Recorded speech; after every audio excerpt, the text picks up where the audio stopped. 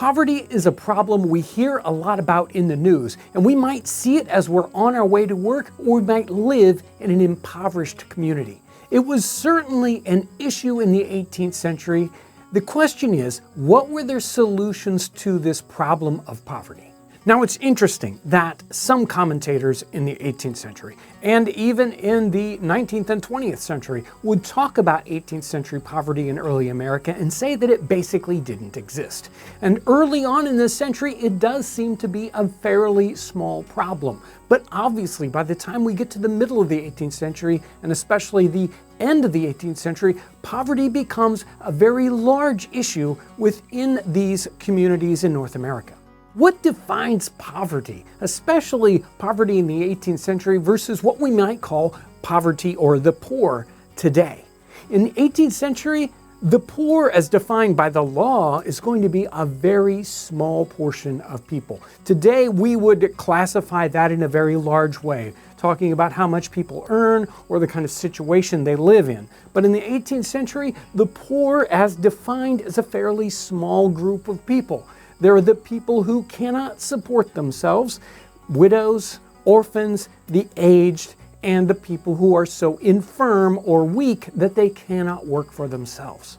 Now, some people would not qualify for aid as a poor person, even if they met some of those qualifications, because their definition of somebody who was eligible for, say, aid as a poor person, they had to be from the particular community. Now, these laws and the rules around this are based upon the rules that came from Great Britain, and all of these 13 colonies here in North America, they all based their ideas about the poor laws on the poor laws in Great Britain, and specifically the first Great Poor Law that was written in Great Britain that comes together in 1601. One of the major components of this 1601 English Poor Law is this concept of community. Who's supposed to take care of the poor? And in that poor law and in the poor laws that get written into the North American colonies, it has to do with the local government. Basically, local communities. So in the Northeast and in the northern colonies, it's towns. And in the southern colonies, it's the counties or parishes. These were the people who were responsible for caring for people who couldn't care for themselves. Now, because these local communities are responsible for this care, it really had a major impact on where you could live and how you could move. So if you lived in a town in New England, then it was not easy to necessarily pick up sticks and move to another place, because you had a responsibility to that community and they had a responsibility to you. But if you moved someplace else, that responsibility just doesn't get transferred. You really have to kind of either have enough wherewithal to buy property in another town, or have a relative there, or some other really good job to be able to move from place to place. You can't just move to a new community and then apply to be on their books as a poor person. They were very responsible both directions on that. And the same thing kind of applies in the middle colonies and in the southern colonies. You might have to get a certificate from the town that you belong to go to another town, saying that the town you came from would be responsible for you if you became a poor person and you needed support. So if you applied for aid as a poor person, what would they give you, or what could you do? There are a lot of different sorts of ways that these communities dealt with it. They had a lot of freedom within the poor laws to make them fit their particular situation. So a lot of times in the Northeast, people applied for help as a poor person, and they might just need help with, say, firewood or a little bit of food. That was called outside help, and they would just apply help to those situations. And early on in this century, they had a lot of other outside help. Say you were an old person and you were ill and you needed help. You might move into someone's house and they would take care of you, and your town would pay for that. And in fact, people bid for those kinds of circumstances. You had an extra room in your house, you wanted to make a little extra money, you might take care of some old person. Now, this worked for, say, the aged or the infirm. But what if there's a single parent family with a couple of children? And those are a very common circumstance. Many women were widowed in this situation in the 18th century. Maybe their husband was a soldier or was a sailor. They died, and that put those people into a poverty kind of situation where they needed help. Now, this might seem incredibly cruel, but the very first thing they would do was take the children away from that family, and they would bind those children out. They would sell them as servants into the community. And the person who bought the services of that child, they would have to feed them and clothe them and probably educate them. And they would have to work for that family until they were 16 or 18 or 20 or maybe 24 years old. We think that is an amazingly cruel situation, but that is not uncommon even for regular people in the 18th century, especially in the Northeast and other parts of the colonies. They would indenture their children out or apprentice their children out to other tradesmen, knowing that that's a way to train them up for adulthood. We see childhood a lot differently than they did in the 18th century. So the very first thing they would do was take those children and bind them out to work. One of the simple kinds of ways that a community could assist a family that was in financial straits was to take them off the tax rolls so that they wouldn't have to pay taxes.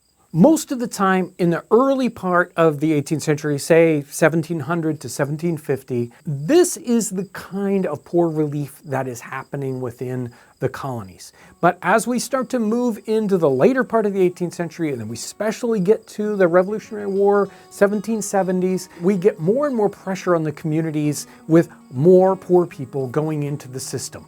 And they start to create the indoor relief poor system, which has to do with the creation of basically institutions, orphanages, hospitals, poorhouse, almshouse, workhouse, and the houses of correction. And these deal with different segments of the poor. We have hospitals and almshouses for the aged and the infirm. We have workhouses for people who are, let's say, well enough to work, but they're unemployed and they can't support them in any other way. And these workhouses are just that. They're like factories. People have to work for their bread and their clothing. For the people who basically could work and just will not work, we have the House of Correction, which is basically prison. Sometimes we hear about debtor's prison.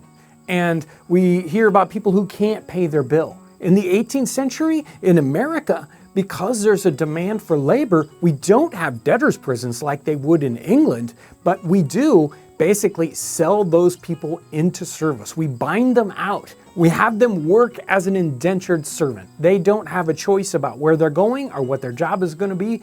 That person who buys their labor has to supply their food, their housing, and their clothing, and they have to do whatever kind of work that the person who bought their contract says they have to do. A lot of the policies that I've talked about here seem very harsh to us today.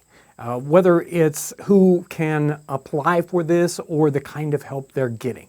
And there's certainly a large portion of shame that's being applied to these people that are poor. There were even laws about making it obvious that you were somebody who was on the poor rolls. So there were different colonies where you had a particular kind of badge that you had to wear, maybe a red P on your shoulder, so that people in the community would know that you were being assisted by that community. This was to encourage people to not stay on the poor rolls. We can kind of get a feel for the idea that there's so much shame being applied here that a lot of people, even if they needed assistance, would not ask for assistance. So we have large communities that don't ask for this poor assistance, and we don't see them referenced in these poor laws. So we have people that are definitely in need, but they're not asking for it. Especially in the latter part of the 18th century in, say, South Philadelphia. There's a very, very large community that doesn't get any kind of assistance, and they're obviously people in need.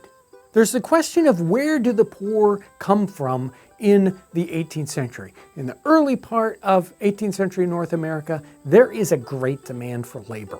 And so we just have the few aged and infirm people. But most people are very, very in demand, and there aren't very many, say, unemployed or poor people.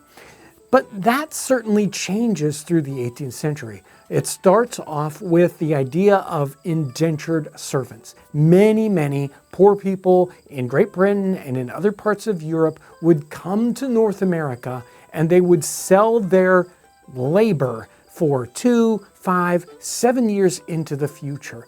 And these people would come with basically zero resources. And once their indenture was done, they would only have a very little bit of, say, money or clothing or skills at the end of their indentureship to be able to support themselves. So a great quantity of these people, probably 75 or 80%, never became, say, property owners after their indenture was over. And many of those people even died while they were indentured servants. That's one of the bases of where these people are coming from. Also, America was a dumping ground for convicted convicts from Great Britain in this 18th century context. In fact, some people say the only reason the colonies were here was so that Great Britain could send their convicts here. Now, as many as 50,000 people were transported from Great Britain into North America between, say, 1718 and the Revolutionary War, when that stopped. And these people would come in, again, as indentured servants. They would have to work for a certain number of years, probably 7, and then they would be released into the population. And there were people in Great Britain that said, basically everybody in the colonies is a convict in one way, shape, or form. But a lot of these ended up on the poor rolls in the time period. And that's why we see the amount of the poor increasing as we go through the century. More and more of these folks are coming into North America, and they just do not have the resources or the skills to be easily employed. There are a lot of different reasons why somebody convicted in Great Britain would be sent to North America. They might have a very, very small crime. In fact, one of my relatives was transported to the New World because he stole some ducks and geese, maybe a dozen or 24 ducks and geese, and that was enough to send him to the New World to work for 7 years before he could be released. Some people were transported because they were debtors. They couldn't pay their debts. Other times it was a much greater crime, something that might have gotten them executed in Great Britain, but they transported them instead. Now, there are several segments of people that we have not talked about that were certainly a large quantity of population in North America in the 18th century. We've got Native Americans, we have enslaved Africans, and the free blacks within the colonies. All three of these were outside of this poor law system. They really had to depend on their own communities for support. So Native Americans did not really qualify for any of this, but usually Native American communities would take care of the impoverished within their communities. The enslaved Africans, that's a completely different topic that kind of sits really on the outside of this. Their owners, as it were, as cruel as that is to say, were the people that were in charge of making sure they were fed properly, clothed properly, and housed properly. If that wasn't done, that was on them. They were supposed to care for them so that they wouldn't be in the poor system. And the free blacks, again, were sort of sitting outside of the system, and their only reliance could be on their own community. Now, obviously, this can be a very difficult topic to discuss. There are dark corners in history where we find things that we don't necessarily want to study. But it's my job as a historian to look into all these spots, to study them and understand them, because we want to do better than the people did in the past. And if we don't understand all the things that went on, then how can we do better than that? Some people want to paint the 18th century as this beautiful golden age and everything is perfect. And obviously it's difficult. It's a hard time to live. There were a lot of poor people, some places as many as 25% of the population. toward the end of the 18th century might be considered under the poverty line and in very dire circumstances. Now, there are some bright spots in looking at these poverty situations. We do know that in the 18th century, they were striving to help out these people as best as they thought. And we have other kinds of community assistance that's going on in the 18th century. There are churches and other organizations that are helping out the poor whenever possible. So it's not the darkest picture that we could see if we look into history, but it's certainly one that's difficult and very, very worthwhile digging into.